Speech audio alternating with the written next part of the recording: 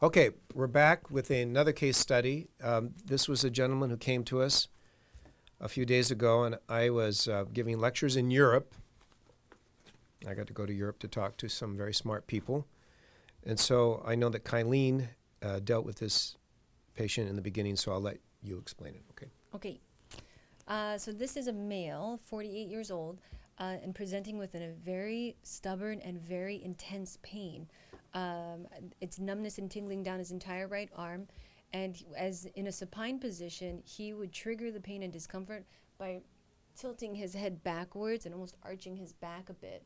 And when asked to point out very specifically where the pain was, it went from the base of his scapula up to the inside border of his scapula to the levator scapula to T1, and then sometimes a little in his neck. And so it was all over the place. There was no very specific pain, but his arm would go numb and tingling just laying there on the table. So when we needled, we needled for everything, for the spine, for traps, for rhomboids, out to the scapula, into the neck, and there was very little effect. So the patient then went to a chiropractor and received very limited relief after being adjusted, but really no results over the last week. And so your take on the patient?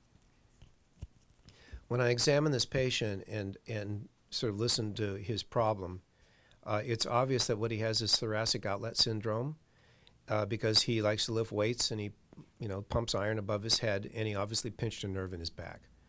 And it's very painful. When it's going down the left arm, people think they're having a heart attack.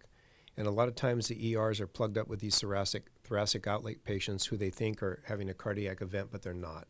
And usually there's some, nurse around that's been practicing for 40 years and tells everyone, no, that's thoracic outlet.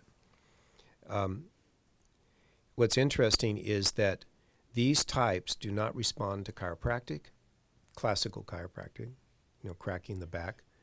And they do not respond very well to physical therapy. And they do not respond well to massage. Because it's a neuropathic problem. You have an angry, inflamed nerve that's throbbing and swollen.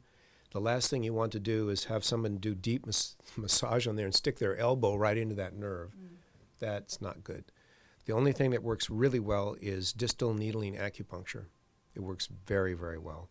And we've treated him, 4 times, and he's already 50% better.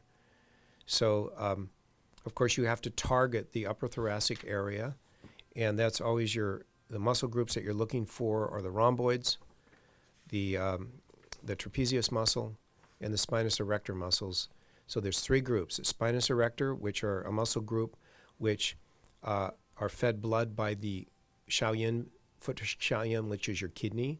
The trapezius muscle is involved. That's the most superficial muscle in the back.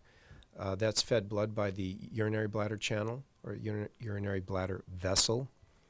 And then the rhomboid, both the normal rhomboid and the upper rhomboid, the vessel that services blood to this muscle group is the large intestine. So you're targeting the kidney, the large intestine, and the UB. Kidney, large intestine, and UB.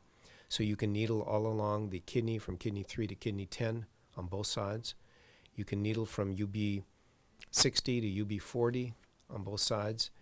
And you can needle all along the liver channel all the way to the knee from the ankle crease. The liver treats the large intestine, and the liver also treats the small intestine if there's any scapularis pain at all. The subscapularis muscle is also the large intestine, so when you treat the liver treats the large intestine, so you get both the rhomboid and the subscapularis muscle. And by the way, when I treated the rhomboid on this gentleman, and I added in that those liver points, the whole thing just relaxed immediately. He's a little, he's kind of unique, this guy, and so of course he had to arch his back like a madman, but he couldn't get it to hurt, so he was very happy. So that's what to do. Look for it. You'll see it a lot. It almost always occurs when someone lifted something above their head.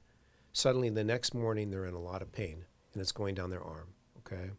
So you think thoracic outlet syndrome, okay? Look it up, memorize it. You will see it in clinic, and it drives everybody else nuts except the acupuncturist. They're the ones who can fix it. Okay, we'll see you guys next week. Bye-bye.